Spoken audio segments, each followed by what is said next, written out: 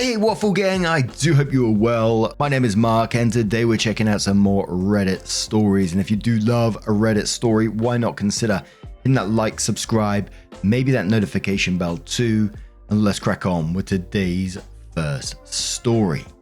Much love, guys. Now, before we do get into today's story, I just want to give you a warning that there is talk of loss of a loved one in an accident. So if you do want to skip the story, please feel free to do so. Timestamps are always down in the description and along the timeline below. Thank you. Now, our next story comes from Throwaway Not a Killer and says, my husband accused me of murder out of the blue. How do I salvage this? This is long and ridiculous. Sorry. My 30 female husband, Luke, 33 male, had a sister, Laura, 29 female. We were all close and saw each other 2 to 3 times a month, along with their parents. Almost 6 months ago, Laura fell down the stairs at their family home and died. It was a freak accident. There's a window on the half landing and she hit her head on the sill. I was the last person to see her. I was there for less than 10 minutes and she was in her pajamas making coffee. I didn't even stay for a drink and I struggle with how such a brief and meaningless interaction could have been her last. She deserved so much more. My husband and I have only been married for a year, but we've been together for 4 and have known each other for 20 plus. When Laura's parents found her, they called my husband straight away and we rushed over. We faced the whole thing as a family. In the days after, Luke started quizzing me. Exactly what we talked about, what she was wearing, where we were standing, etc. It progressed to saying I was providing conflicting information. On tiny details he was deliberately misunderstanding, accusing me of withholding information because I couldn't tell him things like what pajamas she was wearing. This escalated quickly but lasted for less than a week, as I lost my cool and made it clear that I was done answering questions. He didn't bring it up again and I wrote it off as a grief quirk. His behavior was generally that of a normal, grieving person. Last Friday, he outright accused me of murdering her in front of his parents, out of the blue. We were all stunned.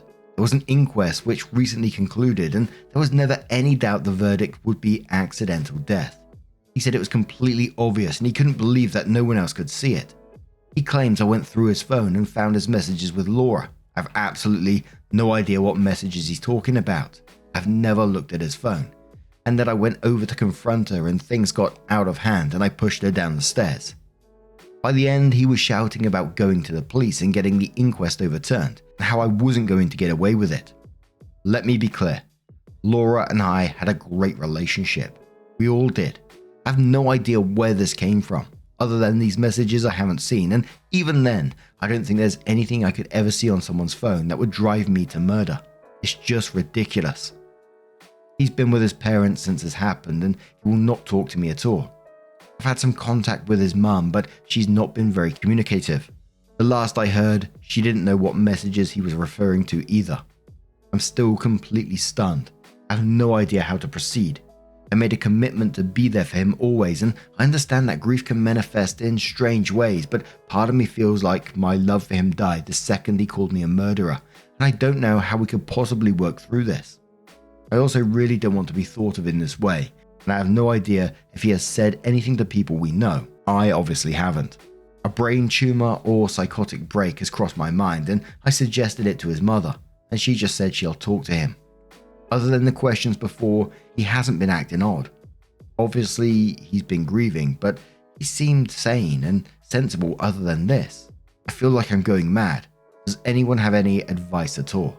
I think the first thing would be just to get a lawyer in this situation if he's really going to go down this route. But the big question in this story is, what were those messages that he thinks it would send you that far over the edge to potentially murder someone?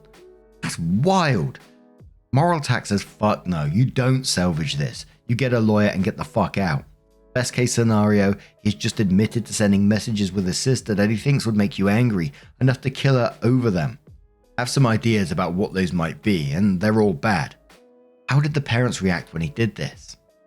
Glad to be alive says, and it is his guilt/fear of discovery of whatever's in those messages that is causing him to make these accusations, using anger as a defense mechanism. Someone said, what do you think the message entailed? Someone replied to that saying, incest? I don't know. I can't think of a single other thing it could be. The two of them insulting her wouldn't be enough. Honestly, them being incestuous kinda explains everything. Corby Forever says initially I was thinking he was having an affair and the sister was helping him, but wouldn't he then expect her to kill him and not the sister? Electronic Lock says, well, OP, they said they were really close. Maybe he thinks she got angry at the sister for not telling her. Wonderful Pryor says, you need to get a lawyer to protect yourself in case he does go to the police. I'd write down everything that you can remember that's happened that day and keep it just in case. He may be having a psychotic break. As stated, don't talk to him or his immediate family or your friends without someone present or preferably by text or email. Save everything. You need to take his accusations seriously and cover your ass. Opie says I was interviewed by the coroner's office after her death as I was the last person to see her. She died about 3 hours after I saw her. I'd been to the supermarket and was home by that point.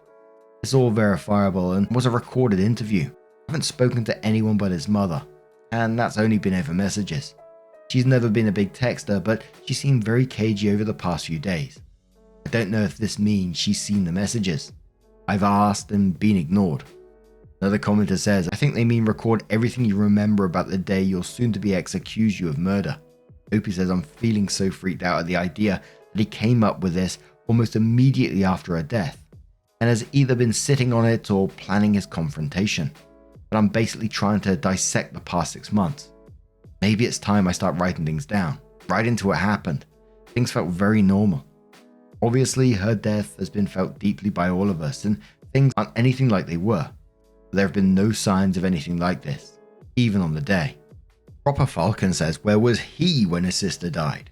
Which Troublesome Turnip replies, right? His insistent nature is looking real suspicious. OP added another post saying, can I force my husband to get a mental health assessment? And do I risk being arrested and prosecuted? We're in England. I'm in a bizarre and complex situation with my husband.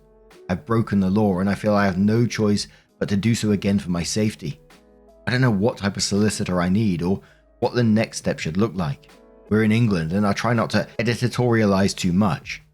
My husband's sister died suddenly at the start of the year. The death was an accident and there was no suggestion to the contrary. The inquest was recently concluded and a verdict of accidental death returned. I was the last person to see her, but her time of death, which was almost immediate due to her injury, was confirmed to be hours after I had left the house. All of this was verified at the time. In the immediate aftermath, my husband behaved strangely and kept trying to trip up my story of the last time we saw each other, which was a brief interaction. Last week, months after this was first and last mentioned, he outright accused me of murder in front of his parents. He says I saw his messages with his sister and confronted her, and that he's going to have the coroner decision overturned and have the police investigate. I haven't seen or heard from him since. Today is day 9. I posted for advice on Reddit. I'm pretty desperate at this point and it has spooked me, quite reasonably I think, but also led me to committing a crime and planning another. My husband's iCloud credentials were saved on his old iPad in his office. I downloaded his backup last night. I've read all of his messages with his sister. There is absolutely nothing like he describes. I understand this is illegal and I'm concerned about the possible ramifications. I am also waiting for a callback from a locksmith to change the locks on the home we own together, which I believe is also against the law. So this leads me to my questions. I feel justified in what I've done for my safety. There is a degree of pragmatism under the law for these issues because of the situation. Or am I shooting myself in the foot? I'm resigned to the fact that my relationship is over, but his parents don't seem to be taking this seriously, and they're icing me out. I believe this is a serious mental health issue which may put people, namely me, at risk. Can I do anything about this when all I have is the fact that I'm being accused of murder? I feel he needs to be detained and this should be investigated as a full-blown psychotic break. Sorry, this is all a bit mental. In addition, what type of solicitor do I need? My understanding is that a coroner decision can't be appealed. Is that correct? Are his accusations going to go anywhere? Can I protect myself from this or stop him escalating to telling others? We live in our hometown and everyone knows everyone. This could follow me forever, and it's either a lie or a delusion. Any advice would be greatly appreciated. So no firefighter says to OP, you are jumping ahead of yourself and playing out situations that have not occurred. If your husband reports you to the police for accessing his data and you are subsequently arrested or taken in for questioning, obtain the services of a criminal solicitor for advice. With respect of changing locks or ending your marriage, seek a solicitor that deals with family law and divorce. If you feel that you're at risk from your husband, talk to a domestic abuse helpline. If you feel you're at an immediate risk of harm, then call the police.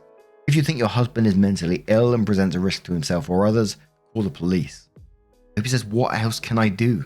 He's blocked me everywhere, and we went from a normal couple dealing with a new normal 6 months after the death of his sister to me being accused of murder over a family dinner because of messages which clearly don't exist. And it's been 9 days, and I've heard nothing since. Can I remind you that the inquest was held and concluded? I dropped off some Tupperware, grabbed an umbrella I'd left behind the previous week, went to a big Tesco, a food supermarket, then went home and called my mum. I was already home by the time she had died, and my whereabouts were extremely easy to verify because my husband was home all day. It's obvious that he's going through some serious issues coping with the death of his sister. That is the exact point of all of this. I don't think that's a fair assessment. Being accused of arguably the most serious crime to exist has most definitely occurred. My understanding of the law is that something is illegal whether you report it to the police or not. Those messages are evidence as far as I'm concerned that his accusations are false. They were apparently the trigger to me literally murdering someone I was extremely close to. I've illegally accessed them, and I don't think it's unreasonable to inquire as to the potential impact of that. I'm fully aware that I need a solicitor, but as you're probably aware, today is Sunday.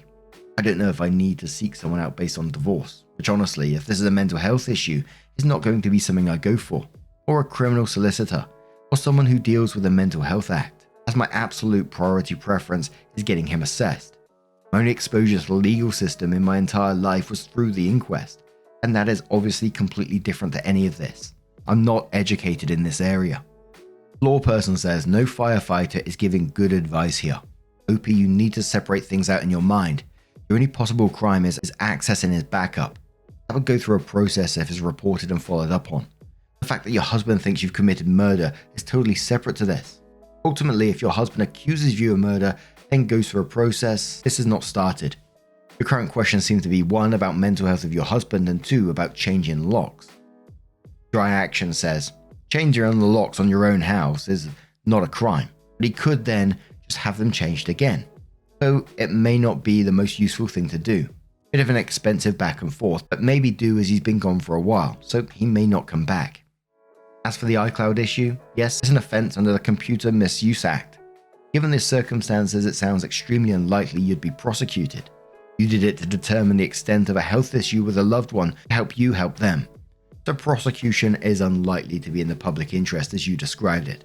Just don't take it any further, and your divorce lawyer can advise whether it can be used in proceedings. You can't force a mental health check just because. As for being detained, I'm not too sure of the process, but as far as I know, the police would need to see a real risk of danger to himself or someone else, not just taking your word for it. A mental health issue definitely doesn't require detention just because it's a mental health related. Just contact the police, explain everything, maybe leave out the iCloud stuff for now and express your concern for your safety. Ambry replies saying, I agree. Ultimately, I hear of very few cases of partner-related snooping that ever gets reported as a crime. And Opie's husband also has no reason to know about this unless he reports Opie for murder, and Opie needs to use the evidence as a defense. So 7 days later, Opie came in with an update and said, firstly, thank you to those who helped me to get my husband's iClouds back up through an old iPad. I wasn't expecting much from Reddit, but I got valuable practical advice before my post was locked, and I appreciate it. There were no crazy or even suspicious messages. I've searched for over 100 terms and scrolled back over the years.